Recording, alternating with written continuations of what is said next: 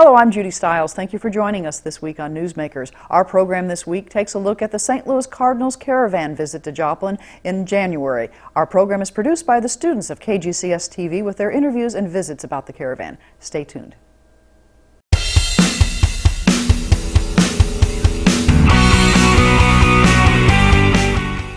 I want to talk a little bit about last season first. You guys got off to a bit of a slower start than you're usually accustomed to, but what is it about this team that you guys are able to fight through some injuries and adversity and always find your way back to the top, win the Central for a second straight year, and make another deep postseason run? I think it's our veteran leadership. Knowing that those guys have been in those spots before and they know how to react when the team's not doing exactly what we want to do. So I think just having the Holidays, the Wainwrights, the Yachty, even Lance, just having those guys that are workhorses for us day in and day out, come up and get the team together, knowing that we're going to be all right, and just continue to keep fighting and go out there and playing hard. That's huge. You took another step forward, I would say, in your development, your second season. What was the key to you, finding your way into the everyday first base job?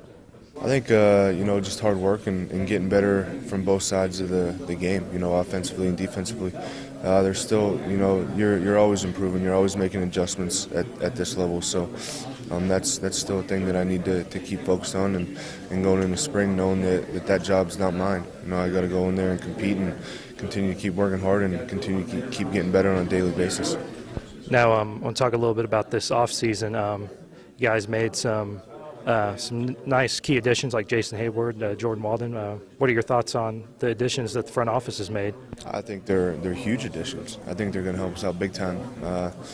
Mo's done a great job, and is going to continue to do a great job. And, Hayward's going to help us out big time. Another power bat and great right fielder.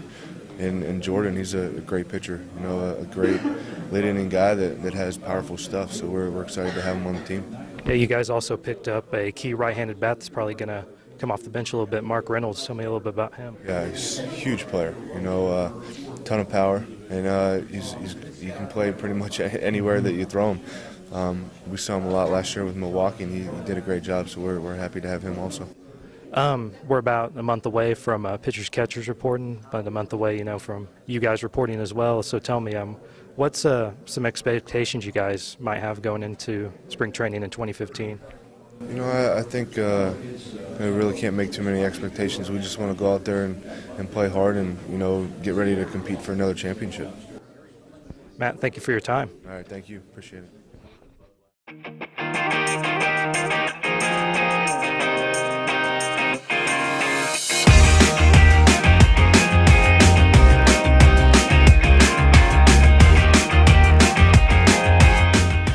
When did you first start playing baseball? I believe I was 5 years old, 4 or 5 years old. I started playing t-ball back in Pinehurst, North Carolina. When did you know you wanted to be a professional? I'd probably say sometime in high school. Just playing all the time year round and playing with better people and just keep competing and striving to get there one day. What baseball player did you look up to when you were younger? I grew up in North Carolina. The Braves were always on TV, so I grew up a big Braves fan. And Greg Maddux pitched for the Braves in the 90s, and Smoltz, Glavine, those guys. How have you been able to travel anywhere interesting because of baseball? I have, seeing a lot of cities that you see on TV growing up, and baseball has given me the opportunity to get a chance to go there and visit a lot of new places. What's your favorite pitch? I'm probably the sinker. That's what I'm mainly trying to get some ground balls, make something happen. Are you a football fan? I am. Panthers fan. Panthers? Yeah. But with the two teams in the Super Bowl, Colts versus Patriots and Seahawks versus Green Bay, who do you think's going to take it? I think I'm pulling for the Colts. Same. Yeah? Okay, yeah. Nice. Big Colts fan. What's the fastest ball you've ever thrown? I'm like 88 and 91, somewhere in there. So yeah, you played at East Carolina. Yes. What was it like playing there? It was awesome. Great atmosphere. Really got a lot of fans, especially one of the big schools, not in North Carolina or NC State, but we had a lot of good fan support, good fan base, and good place to play. So what's the difference between playing at college level compared to professional? I'd say college level, it's just keeps getting refined every year. Just a select group of guys, the better crop just keeps moving on, and just the talent, everybody is just refined and knows how to play the game. Awesome. Well, that's it. Thank you very much. Welcome. Nice meeting you. Nice to meet you too. I got my money. Look at the mash. Strike call on the outside corner. Every second till it sings my soul. I've been running. Hi, thank you for tuning in to KGCS. I'm Mariah, and I'm standing here with St. Louis Cardinals pitcher Kevin Segrist. The first question I have for you is, I know you had a hand injury. Are you all healed up and ready to go for next season? Yes, I am. Everything's good, you know, following the program they gave me for the off season. Haven't had any setbacks. I feel great. Awesome. Good to hear. Now, you began as a starter, and now you're a reliever. Which one do you prefer? I like to do both. It's different mentality, you know. When you're a reliever, you can just go out there 100%, and like you probably don't have to like pace yourself as much, so you can just go, you know, full out. Which that part of the game I like. So, but I like starting, you know, facing the guys more than once, and I like doing that too. Good.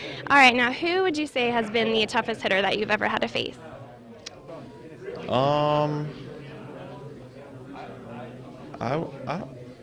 I'm not really sure right now. That's a tough I would question. say I was like facing the Reds, matching up against you know, Votto and Jay Bruce and stuff like that. So I have fun facing like those guys. All right. Who would you say has been your inspiration, or someone you think that has influenced you? I would just say my father. You know, he's always been there for me. I always make sure I'm doing stuff the right way, and I get just hard work, you know, and just try to instill that in baseball. Good, awesome. Now, what would you say has been your most memorable game? Well, I would say, you know, when you first get called up, that first game, that's up there, and then, you know, we were fortunate to make it to the World Series last year, so just pitching those really, it was unbelievable. It was awesome. Yeah, definitely. And then my last question for you is, if you were not a baseball player, what profession would you have went into? Oh, that's a good one. I'm not sure. I think maybe something like engineering-wise or something like that. That's the best answer I can give for that. Awesome. All right, well, thank you so much for your time. All right, and I'm Mariah, and thank you for tuning in to KGCS.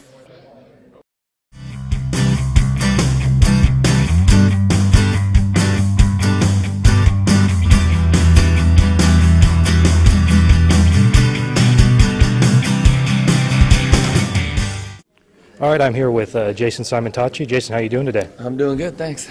All right, you're the pitching coach for the Cardinals single-A affiliate, the Peoria Chiefs. You've been doing that the last couple of years. So tell me, what kind of led you to want to get back into the Cardinals organization, get into professional coaching? You know what? I was blessed enough to play this game and make it to the highest level, and I just feel like it's the game, you know, to pass on what I've learned and hopefully to give it to some other kids that maybe they'll fulfill their dreams as well, just to help them get there. Now, you've seen some of the Cardinals' top pitching prospects, some of the younger guys. Who's some guys that stand out in your mind that may be on their way up? Last year we had Rob Kavinsky. He's a left-handed guy right out of high school in New Jersey. He started first the whole year and led the Midwest League in the ERA at like a 1.6. Just really mature. And commanded 3 of his pitches, and then Alex Reyes is complete opposite of him. He's still a high school guy. Actually, he just turned 20, I should say. But he sits at mid-90s, and has hit 100 last year. But he has a big-time curveball, major league curveball. Just a matter of him getting experience that I would imagine that will be moving up in the ranks. Now, I want to talk a little bit about your playing career. You were always a fan favorite because of your high socks. What was the inspiration kind of behind wearing your socks like that kind of style. Yeah, in the minor leagues at that time, we had to wear our socks just like that. So I kind of wore my socks that way anyways because Pete Rose, he wore his socks up, and I just liked the way he played. He hustled, obviously Charlie hustled, stuff like that, but that was pretty much it. I mean, we had to do it in the minor leagues, and when I got to the big leagues, I like the socks anyways. I think they look good when they're up, and that's just why I wore them. Who was somebody that you hated to see step into the batter's box? Like, the list is long. No, it's Moises Alou, I think, had my number. Biggio had my number. Berkman, throwing to Berkman or Bagwell in that short porch in left field in Houston. Sosa, Fred McGriff, Sheffield. You talk about some guys that intimidate. Bonds, obviously, too. So a lot of guys that are on the cusp of being or are in the Hall of Fame right now. Yeah, and you're right. A lot of those guys are. Yeah. What is your favorite memory as a St. Louis Cardinal? You know what? Obviously, the first game that I pitched there, but I think during the playoffs, or the last day of the game, or last game of the season, is when they have the fans sing the national anthem. I like watching the Hall of Famers come in the first game of the playoffs, where they march them out there the first game of the season, home opener. But those are, moments we shared in 02. I mean, obviously with DK dying and Jack Buck dying, that team right there, I mean, it's like family. Mm-hmm. So at that high level of competing, playing the game at that stage, and then yet being able to become a family, that was pretty memorable. All right, you're no stranger to these Caravan stops. Tell me, what's some of your favorite aspects about going on these Caravan runs? You know what? To tell you the truth, I like going to these smaller towns and just showing and giving back for something that the support that they've given us. Getting to know some of the guys that are on the team right now. Plus, you get to meet up with Kerry Robinson. He's my teammate as well, and sometimes you run into Danny Cox and those guys. So it's meeting some of the players that played before us and listening to them tell their stories. But it's getting on a bus again, but it's not bad. Yeah. Jason, thank you for your time. All right, Mason, thank you.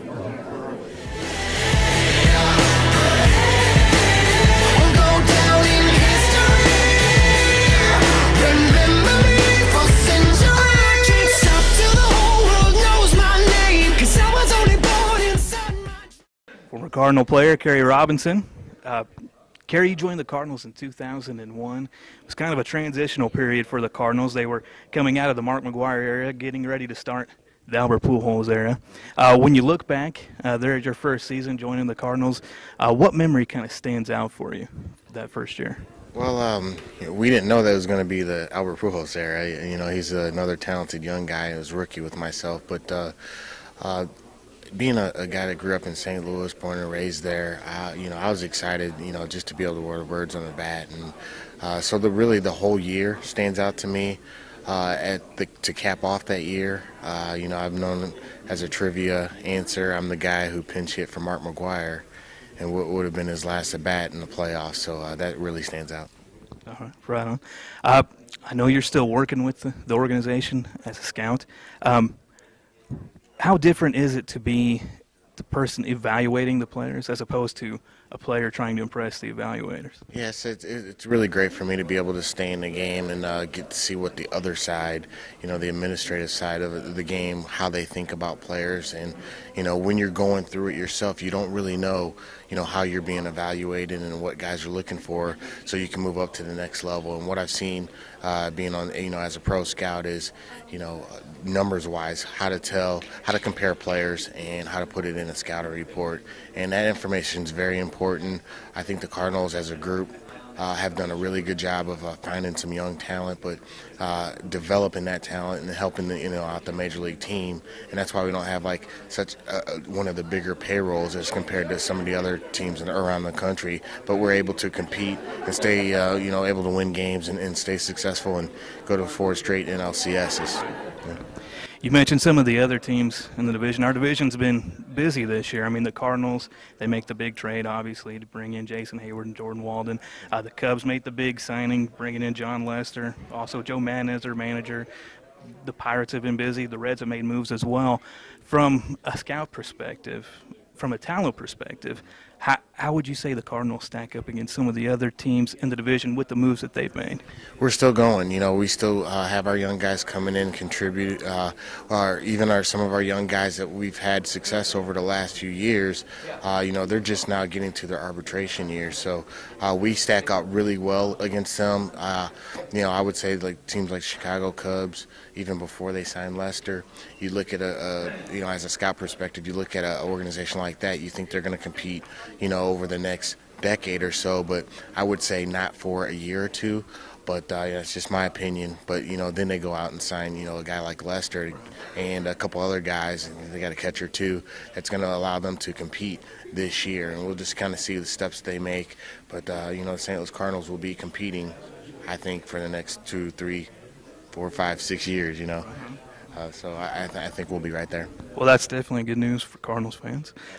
Lastly, Kerry, you mentioned you're from St. Louis, went to college there at Southeast. I'm curious, now that you've been a part of the organization as both a player and a scout, being from Missouri, how special is it for you to get an opportunity to come around to some of the other communities in Missouri as part of the Cardinal Caravan? Oh, well, it's great. And, you know, I went, like you said, to Southeast Missouri State, and growing up, going through high school, one of my favorite players was Ray Langford. You know, I modeled my game after Ray out of high school. I'd go to college and model my game after him there. And I got to meet Ray through a Cardinals Caravan. So, you know, being an alumni member, as long as the Cardinals will, you know, invite me to these things, I will definitely, you know, take the time to, you know, meet some of our fans around the state and the surrounding states, because it was a very special introduction to me to the St. Louis Cardinals, you know, being able to meet Ray. I also met Al Raboski at that same Caravan. So, you know, a lot of the younger kids that are Cardinal fans might not recognize my name right now, but, you know, if I can bring any value to them, or guys that were younger kids when I was playing that are older now, that might be the only chance they get to meet me. So I really enjoy, you know, what we do with the Caravan and the winter warm-up. Well, Kerry, we appreciate all your work that you're doing right now, for sure. Thank you very much. Okay, well, thank you for having me.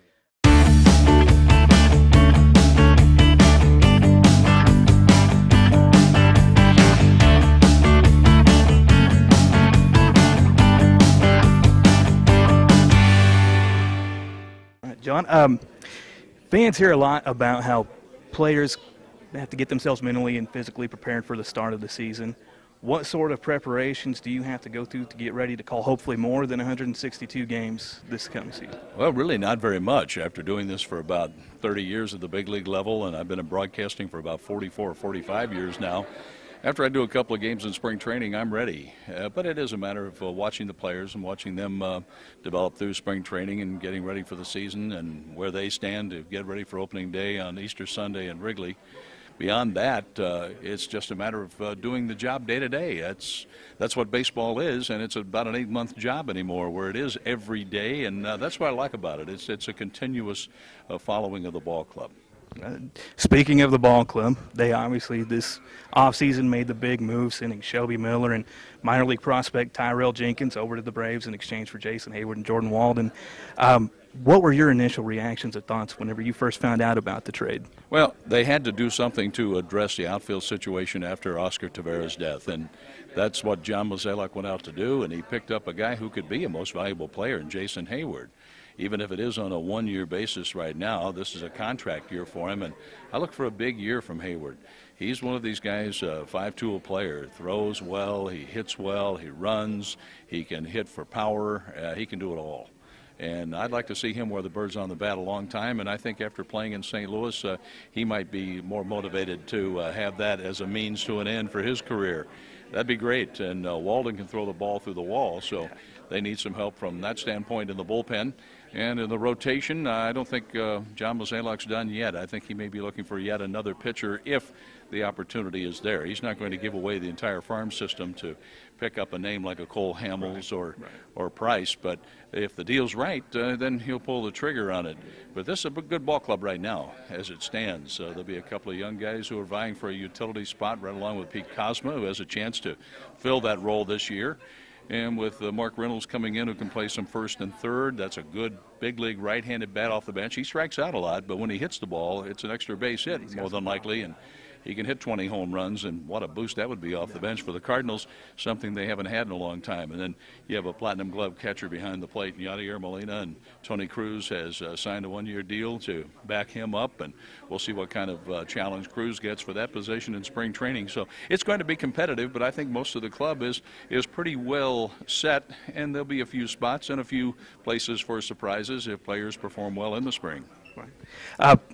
Speaking of the other teams in the division, the Cubs, they make the big free agent offseason signing, bringing in John Lester. They also add Joe Madden as manager. The Pirates have been busy. They add the shortstop from Korea in addition to Corey Hart and some other players. Cincinnati has made a few moves as well. In your opinion, do you feel like the Cardinals are still the front runners in the division, or are the other teams slowly kind of closing the gap there? Even when the Cardinals aren't the front runners in the division, teams play up to what the Cardinals are and what they do. They look at the Cardinals first as the team they have to go after. The Cubs haven't played a game yet. They want to print World Series tickets now. They haven't played a game yet. They may be a division champion. Time will tell. But Joe Madden can't hit the baseball. He can't throw it. He's a good manager, and he's a very positive man and did a wonderful job in Tampa, and he's one of my favorite people. He also is a Cardinal fan. He grew up a Cardinal fan. Stan Musial was his favorite player. But he can't hit it, he can't throw it. And a lot of the young players last year who had success, remember, it's a lot easier to win when you don't have to. When you're out of it, you're out there playing free and easy, oh, this is fun. But now when it's 0-0 and everybody's competitive, then there's a little more pressure. And that's an organization that hasn't won a World Series in over 100 years. Don't think that pressure will not mount when it comes time to play for a postseason bid. They have to overcome a lot there. And if they have the right people, they can do that. But the Cardinals, right now, they won the division. They are defending the division, and they have Adam Wainwright right there at the top of their rotation. That'll be nice to see Waino go up against Lester on opening night on Easter Sunday. So the Cardinals are the team that everybody points to, whether they're the front runner in the polls or whether they're third or fourth in the division in the preseason picks. But right now, the Cardinals are the team everybody's chasing. Lastly, John, I know you're a Missouri native. Growing up in Richmond, being kind of interested in Cardinal Nation, did you ever envision yourself being not only involved with the organization in the capacity that you are right now, but also going out with the team on the road as part of the Cardinal Caravan experience? Well, it's something that you aspire to do. When you hear Jack Buck and Harry Carey doing the games, as I did as a youngster, I also listened to Monty Moore and George Bryson do the Kansas City A's. And then Bud Blatter and Denny Matthews doing the Royals. And Bud became a very good friend a few years back. He passed on, one of the greatest basketball announcers I ever heard when he did the St. Louis Hawks. But listening to those guys and listening to my buddy Herb Cardinal, I got to work with a year in Minnesota, and Ray Scott and Halsey Hall, they did the Twins. I could hear them on CCO. I wanted to be a baseball announcer, but you never know how the openings are going to present themselves. And I did the White Sox for 18 years, did the Twins for a year, worked Game of the Week with CBS Radio and Fox, and I've worked with ESPN Radio on their baseball coverage. I've been very fortunate to be around the big leagues, but when the Cardinal opportunity presented itself, it was something that I'd looked toward my whole life, but they just didn't have any room with Mike and Jack in there, and after Jack passed on, then they had the opening. Well, John, we really appreciate you taking the time to talk to us, and definitely look forward to hearing you and Mike again on the radio this season. It won't be long. Thank you very much. Thank you.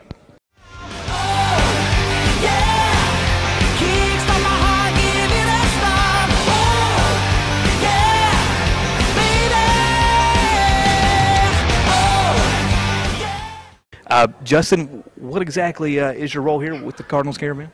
Well, we're here to meet the fans of Joplin and Southwest Missouri.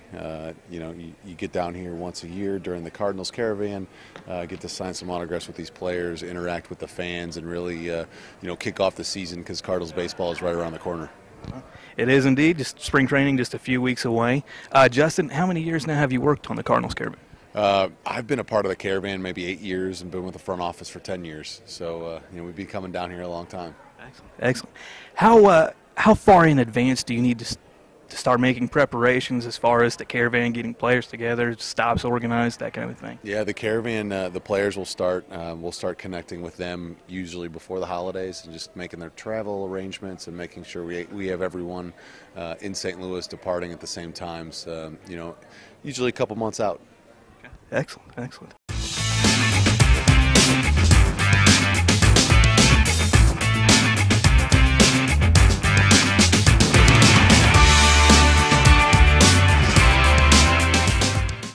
So the Cardinals have fans all throughout the region. What's it like to come out and meet the fans and watch them give autographs and meet people? It's awesome. There's nothing better than being out and interacting with fans. It makes you really appreciate what we do and how special it is to be part of such a wonderful organization and to really appreciate the breadth and the passion of the great fan base that is Cardinal Nation. All right. And from your management point of view, what's it like to be able to travel with them and being on this Caravan? Yeah, it's super cool actually, because this is the first time I've gone on a Caravan. I've traveled, with the team in various capacities over the years, but to be able to come out and listen to that, I mean, it's like being at baseball heaven. I mean, it's absolutely wonderful. And what do you want to tell the fans about the upcoming season? Well, definitely get your tickets. Come on out to Busch Stadium. It's going to be a great season. We're going to finish what we almost got accomplished last year and hopefully win our 12th World Championship.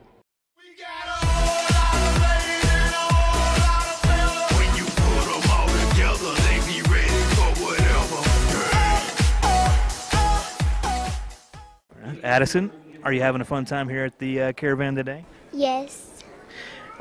Are you a big Cardinals fan? Of course. Of course. Is there a player that you were excited to see? Matt Adams. Matt Adams. Very cool, very cool. Are you planning on going to any games this year? Maybe. Understood. Well, Addison, thank you very much for talking to us, and have a good day. Thank you. Josh Dunlap, KGCS, here with, what's your name? Brock Pyle. Nice to meet you. You having a good time here at the Caravan today? Yes. Yes, excellent. Is there a Cardinals player you're excited about meeting?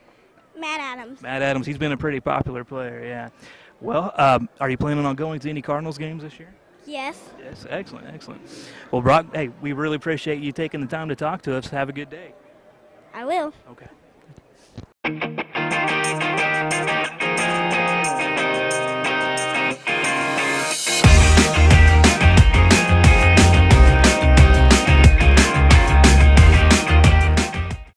This question's for Matt. If you bat with your left hand and throw with your right, what hand do you write with? That's a very good one. I write with my right hand, but I do a lot of other stuff in sports with my left. I kick a football, kick a ball left. I throw with my right, write with my right, and that's basically it.